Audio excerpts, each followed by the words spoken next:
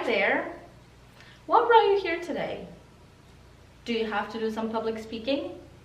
Or do you just want to improve your public speaking skills? Either way, I want to touch on some things that could probably help you out in the next couple of videos, whether you're in high school, elementary school, middle school, and your job. There are some tips and tricks out there that I personally have looked into deeply and tried them out in my academic career that I believe could be useful to some other people. And it's important to go into this with the mindset that this is a skill. So like a muscle, it can be trained, become stronger. With that being said, let's get started with what this video is all about. Preparation. So when it comes to public speaking, in schools, I know that a lot of the time they either give you a topic or you select a topic and then you have to hand in a copy of your essay, your research, or your report to the teacher. They want to look at that as you speak in order to make sure you're on track. This is dangerous since a lot of people want to memorize everything they wrote, sometimes word for word. And this is dangerous because if by any chance you miss one thing that you wrote, your entire flow will be off and you'll scramble to say, okay, I forgot to say this, so do I continue on this? I've seen it many times too.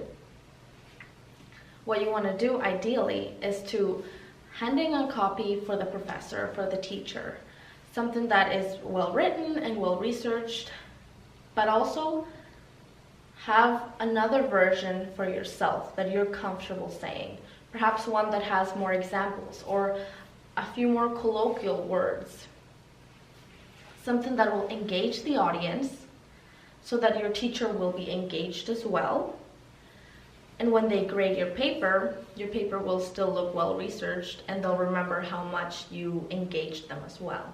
So it's a win-win. The second thing is don't prepare cue cards or a script, just practice. I just want to clarify that if you use a script or cue cards to initially practice, that is totally fine, but do not prep cue cards or a script to bring with you on stage or to do the very last practices. By the end of your practices, you should be scriptless, cue cardless, just like you would in front of your real audience. We will touch on why we shouldn't do this on the next video, but for now, it's just important to remember that despite this seeming like a good idea if you're nervous, if you're creating cue cards or a script, you're creating a crutch for yourself, and you don't want to do that.